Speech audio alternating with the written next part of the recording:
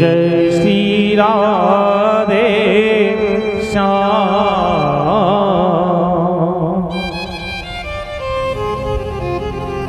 महाराज आज मन बुद्धि दोनों का हरण हो गया। क्यों हो गया? जैसो खाए अन्न, मेरी मैया, मेरी बहन, मेरा भाई, आपने जैसा भोजन किया वैसा ही मन बुद्धि हो जाएगी। जैसो खावे अन्न वैसो है जाए मन, जैसो पीवे पानी। देखिए जल का भी कितना फर्क पड़ता है, अन्न तो बहुत बड़ी बात है। जैसो पीवे पानी तैसी बोलत वाणी। क्या क्या सुंदर लिखा है। आटो और एक खेत की चार मेर होती है। मेरु मेरु पे बदौलत पानी। एक खेत की चार मेर है, चार मेर पे आप होल लगा दो, पानी में अंतर हो जाएगा, लेकिन चाहे ज्यादा कम कितना भी हो लेकिन अवश्य हो जाएगा। कि मेरु मेरु पे बदौलत पानी, काकर बदौलत ये बानी। काकर काकर चाहे एक शब्द का फर्क आए लेकिन लैंग्वेज का फर्क आ जाएगा, शब्द का फर्क आ जाएगा। काकर काकर बदौलत बानी। और सुंदर बात, आटो जैसी रोटी। मेरी माँ, मेरी बहन, मेरी मैया, आटा अपने जल्दबाजी में लगा दिया और सुंदर रोटी सेकने की कोशिश करो ना तो कभी सीख सकती है? कभी नहीं। और जितना लोच आपने आटे में दिया, जितने हिस्से आटे में लगाए हैं ना, ऊपर के मन से बनाना, अंदर आत्मा से मत बनना, ऊपर वाले मन से सेकते जाना, लेकिन फिर भी रोटी का जवाब नहीं होगा, क्योंकि आटा अच्छा लगा दिया आपने, मन को मिला दिया है जल आटे को। आटो जैसी रोटी। और क्या सुंदर बात लिखी अपनी लेखनी को उठाकर। आटो जैसी रोटी, मैया जैसी बेटी। जैसी माँ होगी ना, तनक भी अंतर नहीं हो सकता बेटी के अंदर। Same to. आटो जैसी रोटी, मैया जैसी बेटी। मन बुद्धि का फर्क हो गया। जहाँ महाराज समीक ऋषि विराजमान है, जहाँ संत सभा लगी है, और महाराज परीक्षित ने एक अचेतन सर्प को देखा, विचार नहीं किया और उठाया और महाराज समीक ऋषि के गले में जय जय श्री राम। महाराज ऋषि समीक के गले में डाल दिया, हयात नली के किनारे। और महाराज समीक ऋषि के पुत्र, जिनका नाम महाराज श्रृंगी ऋषि है, और जैसे ही महाराज श्रृंगी ऋषि ने देखा कि दुष्ट, तूने मेरे पिताजी का अपमान कर दिया। और जिसने अपने जीवन में अपने माता पिता के अपमान कर दिया हो, या जिसने सह लिया हो ना, तो वो तो कोई से भी कोने में जाना, कोई से भगवान के मंदिर में, तीर्थ में, यात्रा में, धर्म में, दान में, पुण्य में जाना, लेकिन तेरा कभी कल्याण नहीं हो सकता मेरे भगवत प्रेमी। मैं नहीं, ये वेद कहता है, पुराण कहता है, संत कहते हैं, भगवान कहते हैं। अपने जीवन काल में मेरी माँ, मेरी बहन, मेरा भाई, कभी कुछ धर्म दान पुण्य हो तो ठीक, ना हो तो कोई बात नहीं, लेकिन अपने अंदर की आत्मा को क्यों। एक बात कहता हूँ मेरी बहन, जो ठाकुर जी का मंदिर गांव-गांव होता है, भगवान का मंदिर हर शहर, सिटी और कॉलोनी के अंदर होता है। बोलो हाँ जी के ना जी? हाँ जी। ऐसे समझो जैसे सबने सेंटर फ्रेश खा रखी हो। सेंटर फ्रेश भी क्या है, जबान पे लगा देता है। हाँ जी, और जिस मंदिर को आपने बनाया, हम सबने बनाया, हमारे बड़े बुजुर्गों ने बनाया, उस मंदिर को हम लोग पूजते हैं। जिस मंदिर को आपने बनाया, हमने बनाया, हम सबने बनाया, उस मंदिर को हम पूजते हैं। लेकिन कभी अपने दिल में विचार करना मेरी मैया, कभी अपने दिल में विचार करना मेरे भाई। एक बार बड़े प्रेम से अपनी आत्मा को पूछना और बड़े प्रेम से सोचना मेरी बहन, जिस मंदिर को हमने बनाया, हमारे बड़ों ने बनाया, हमारे बुजुर्गों ने बनाया, हम सबने बनाया, उसे हम पूजते हैं। लेकिन कभी हमने अपने दिल में विचार नहीं किया, किसी बनाने वाले ने तो हमें भी बनाया है ना, किसी बनाने वाले ने तो हमें बनाया है ना, फिर उसे हम क्यों नहीं पूजते? और उसे पूजना जब तेरे जीवन में तुझे याद हो जाए तो समझ जाना मेरे भगवत प्रेमी, तेरा नहीं तेरी 7-7 पीढ़ी का भी भव से बेड़ा पार हो जाएगा, तेरा कल्याण हो जाएगा। इतनी जोर से भी मत बजाओ, शाम को रोटी पोनी हाथों में छाले पड़ जाएंगे आप लोगों के। अच्छा, कंजूस तो मैंने बहुत देखे, लेकिन आप जैसे नहीं देखे ताली बजाने की, बड़े कंजूस हो। प्रेम से कहो जय जय श्री। क्यों? मेरी माँ, मेरी बहन, मेरा भाई, राजा श्रृंगी ऋषि ने श्राप दे दिया और महाराज परीक्षित अपने नगर को वापस आए। इनका पुत्र जनमेजय, और जनमेजय को राज अभिषेक करवाया और सुरताल नगर के अंदर वापस भगवान श्री सुखदेव के चरणों में प्रस्तुत हो गए। बोली श्री सुखदेव जी महाराज की जय जय श्री राम। देखो महाराज, भगवान श्री सुखदेव जी को जाकर सारी व्यथा महाराज परीक्षित सुनाते हैं और कहने लगे, महाराज मोई 7 दिवस का श्राप लगा है। इस कथा का कोई महत्व नहीं था, इस कथा का कोई मतलब नहीं था कि 1 महीने की होगी, कि 2 घंटे की होगी, कि 4 घंटे की होगी, कि 10 दिन की होगी या वर्षों की होगी। लेकिन भगवान श्री सुखदेव जी ने जब ये कथा महाराज परीक्षित को सुनाई है तो 7 दिवस की मोक्ष मार्ग की कथा का रसास्वादन कराया है। आज जैसे ही नगर के अंदर ये शोर होने लगा कि भगवान श्री सुखदेव महाराज परीक्षित को मोक्षदायक कथा कहने वाले हैं, नैमिषारण्य के अंदर शौनकादिक ऋषि भगवान की शरणागति आ गई, श्री सुखदेव जी की शरणागति आ गई। और सुखदेव जी कौन है? सुखदेव जी को वेद मंत्र द्वारा प्रकट किया है, लेकिन बिनु करु करे सब कामा। कैसे हैं भगवान श्री सुखदेव? बिनु करु करे सब कामा,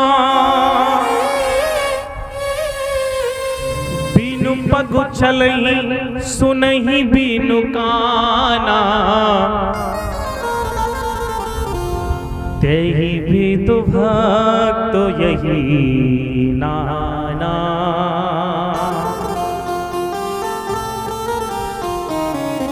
और जो बिन हाथ कार्य करता हो, जो बिन श्रवण के सुनता हो, उसमें और ब्रह्म में कोई अंतर नहीं होता। सुखदेव जी कोई साधारण पुरुष नहीं है, ब्रह्म परमेश्वर है। एक बार प्रेम से भाव से जोर से गौ श्री सुखदेव जी महाराज की। अब तो भगवान श्री सुखदेव जी कहते हैं, राजा परीक्षित जो भी कथा में कहूँ ना उसे सत्य मानना। तुझे श्राप लगा है कि 7 दिवस तक्षक नाग डस लेगा, लेकिन 1 तक्षक नहीं, 2 तक्षक नहीं, सहस्त्र माने हजारों नाग तुझे नित्य प्रतिदिन डसते हैं ना, तब भी तेरी मृत्यु नहीं होगी राजा। तेरी पूरी काया को वज्र की बना दूंगा। ये वो कथा है मेरी माँ, मेरी बहन, मेरा भाई। इसके श्रवण मात्र से जीव पहले अमर हो जाते थे। इसके श्रवण मात्र से जीवों की काया वज्र की हो जाती थी। लेकिन अब क्या हुआ? बदल गया जमाना। अब जमाना बदलने लगा है। बदल गया जमाना यारो, यारी ना रहे। अब कोई किसी का मित्र भी नहीं है कि बदल गया जमाना यारो, यार ना रहे। और सबसे सुंदर बात, बदल गया जमाना यारो, यार ना रहे। माँ के जाए पीरों में भी, जिस एक माँ ने जन्म दिया है, माँ के जाए पीरों में भी अब तो प्यार ना रहे।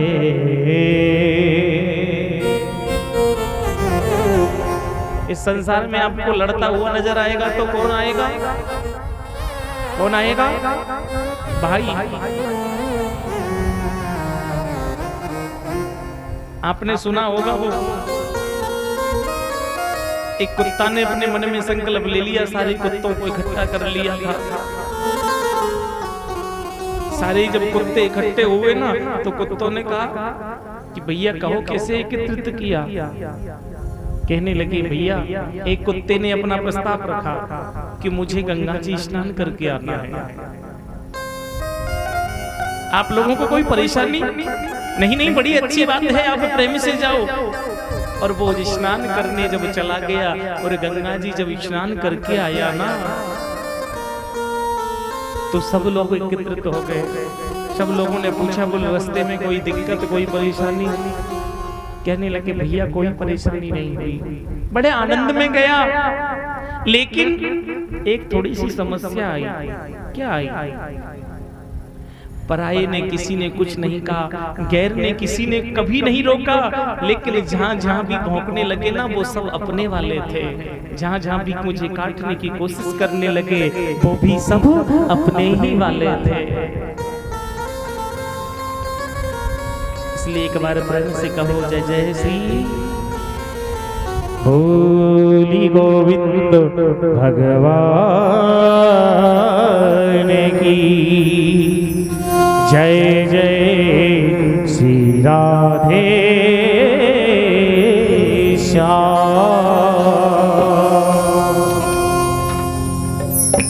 इस जमाने में कलेजा तक हिलाने लो।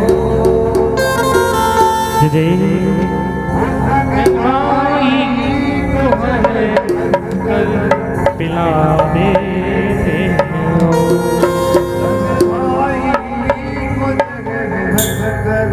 पिला दे।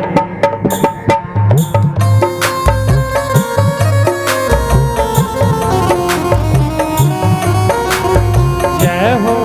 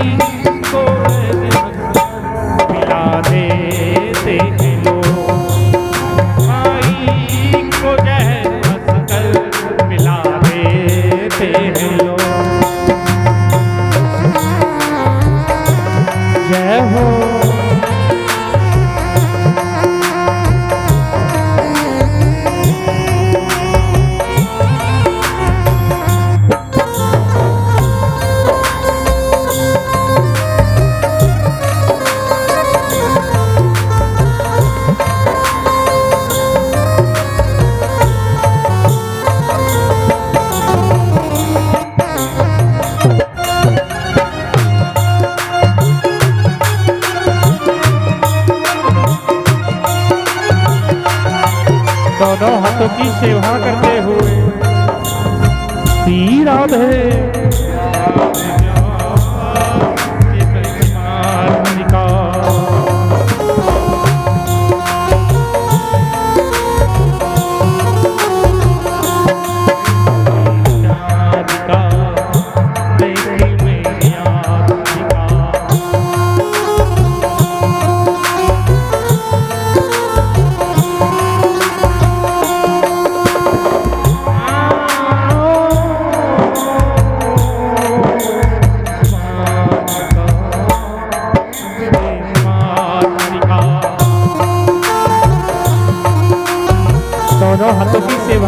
हो जय हो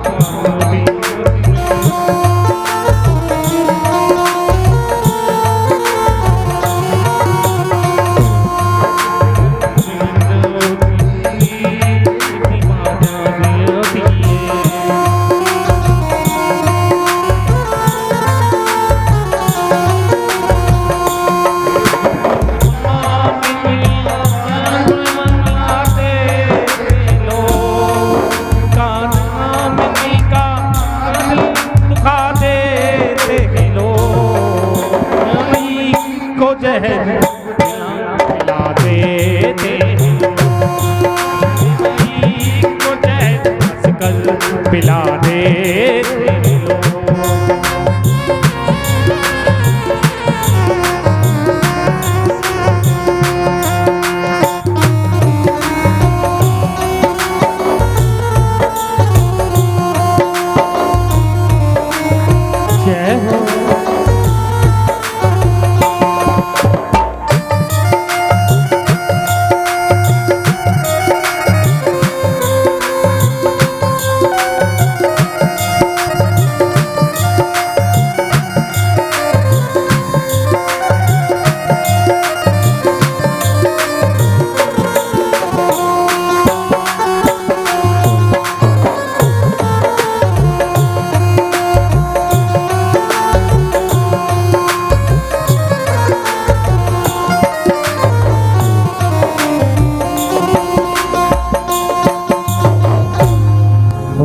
सच्चिदानंद भगवान की जय जय श्री राधे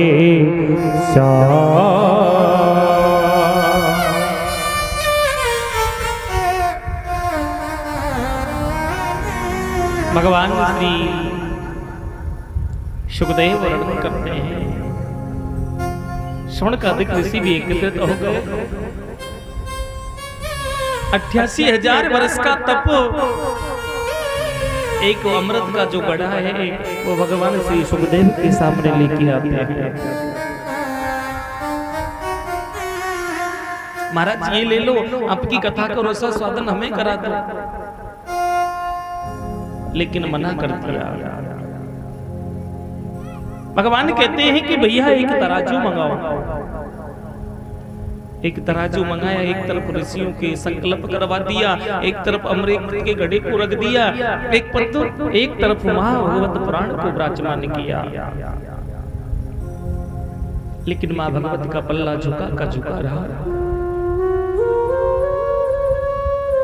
भगवान श्री सुखदेव कहते हैं कि सुनो, जब तक ये सृष्टि रहेगी, ये संसार रहेगा, तब तक लोग इसका रसा स्वादन करते रहेंगे।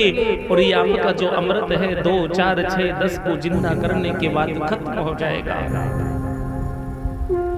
प्रेम से कहो जय जय श्री राधे श्याम। भगवान श्री सुखदेव कहते हैं, सुनो राजन, हम तुम्हें सुंदर कथा का रसास्वादन कराते हैं। प्रथम इस भूतल पर श्री सनत सनकादिक जी सच्चिदानंद भगवान का प्रागट हुआ है। बोलो सच्चिदानंद भगवान की। इसके तत्पश्चात महाराज भगवान को नर नारायण रूप में जानो गए। बोलो नर नारायण भगवान। इसके तत्पश्चात प्रभु को यज्ञ नारायण रूप में जाना गया। बोलो यज्ञ अवतार भगवान की। इसके तत्पश्चात प्रभु को कपिल रूप में जाना गया। बोली कपिल भगवान की। इसके तत्पश्चात प्रभु ने बराह रूप धारण कर लिया। समझते हो ना, बराह रूप क्यों किया प्रभु ने धारण? राजा हिरण्याक्ष इस सारी भूमि को, पृथ्वी मां को उठाकर पाताल लोक में ले गया और अपने सिर के नीचे तकिया लगाकर सो गया। किसको ले गया? पृथ्वी को। ऐसे से बड़े योद्धा भूतल दैत्य राक्षस इस भूतल पर हो गए। और महाराज तो भगवान इसने गंदी वस्तु का चारों तरफ परकोटा लगाया। प्रभु ने बराह रूप धारण करके इस दुष्ट को संहार कर दिया। बोलो बराह भगवान की जय जय श्री राधे श्याम।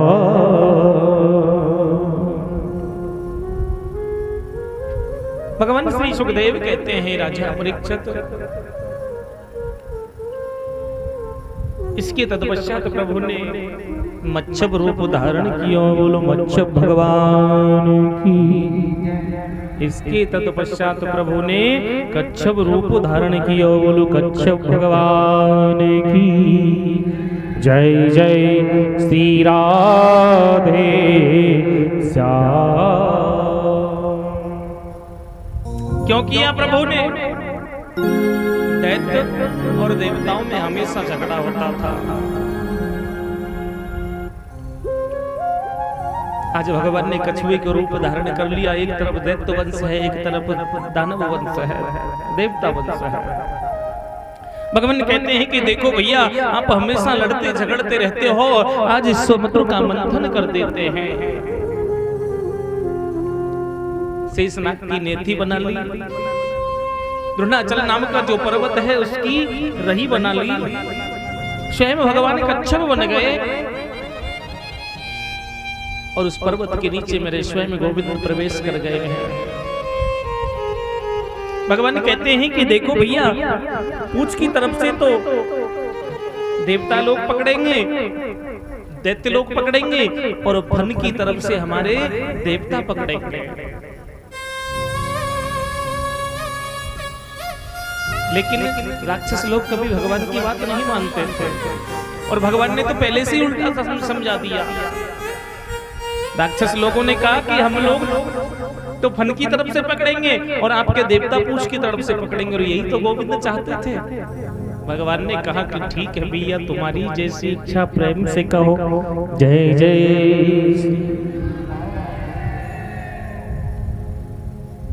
महाराज भगवान कहते हैं, समुद्र मंथन होने लगा। 14 रत्नों की प्राप्ति हुई है मेरी मैया।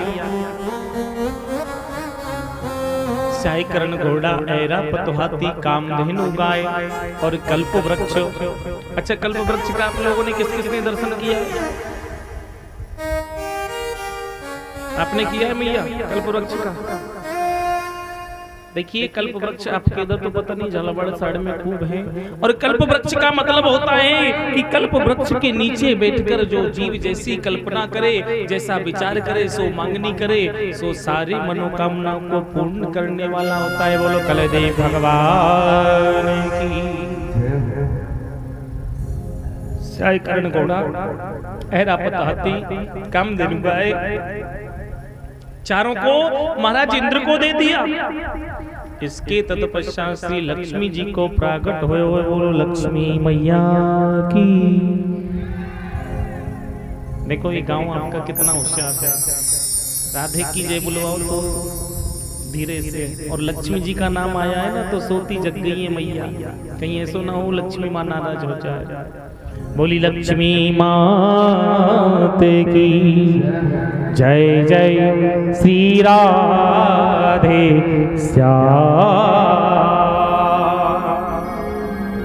महाराज प्रभु के साथ में वरमाला डलवा के और मैया लक्ष्मी को भी विदा कर दिया है। बोलो सच्चिदानंद भगवान की।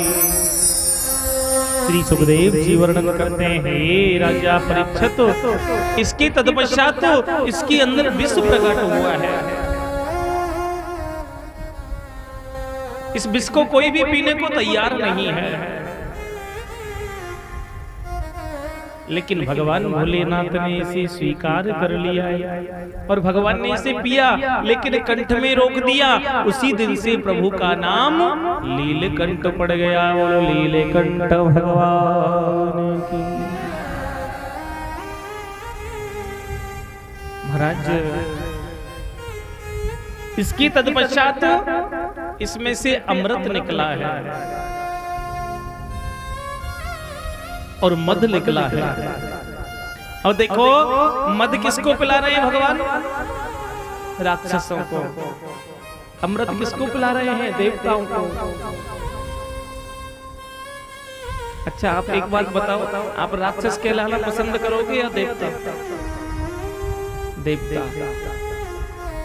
पहले राक्षस थे ना, उनके सींगड़े होते थे, पहचान में आ जाते थे कि ये राक्षस है। लेकिन अब के राक्षसों के सींग नहीं होते, उनको बल बुद्धि से पहचानना पड़ता है। बोलो सच्चिदानंद भगवान की।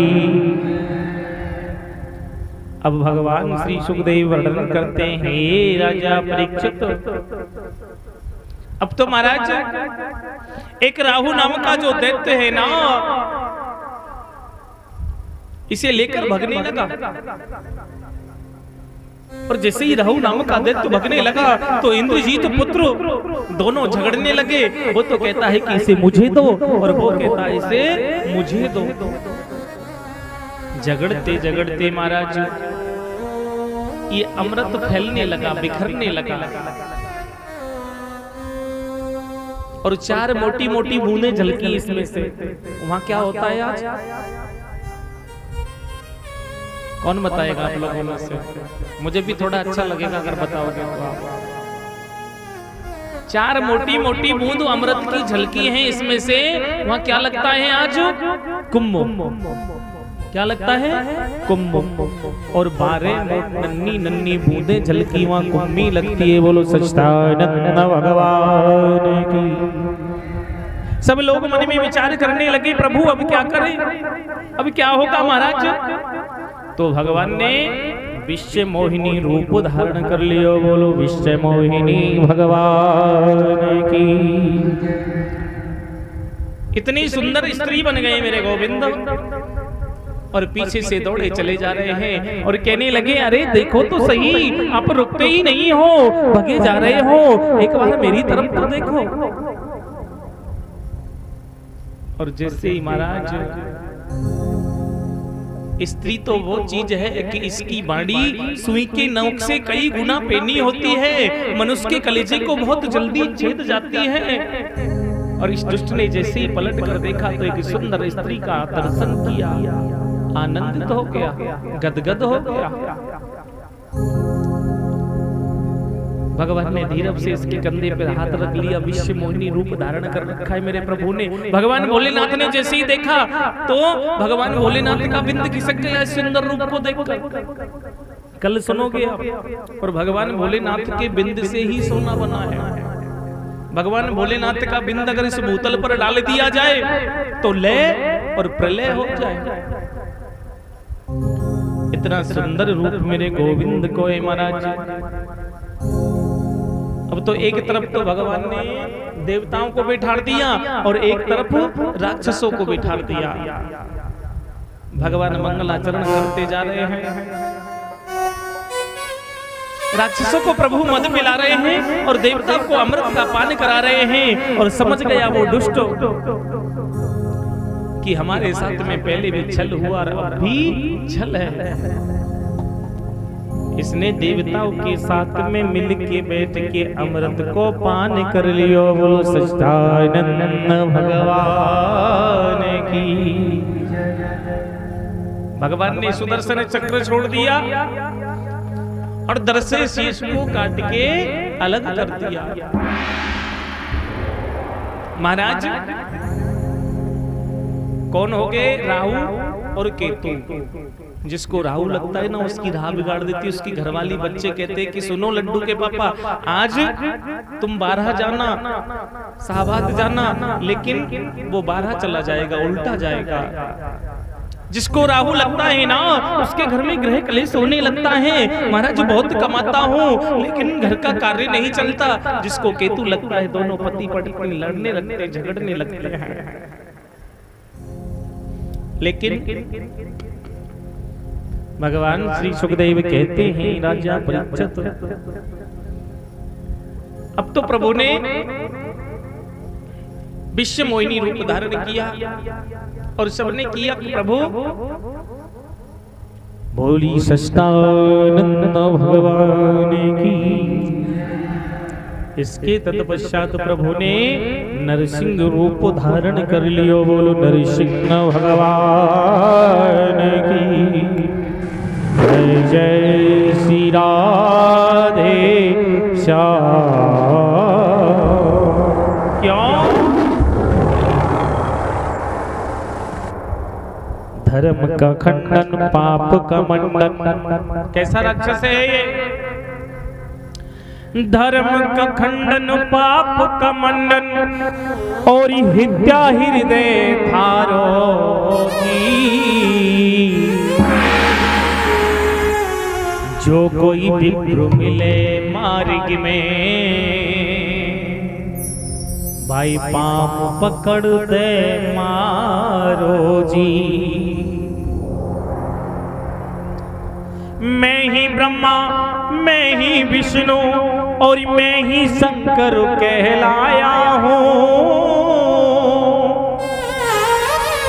क्यों कह रहा है ऐसा? इसने मन चाहे वरदानों को प्राप्त कर लिया।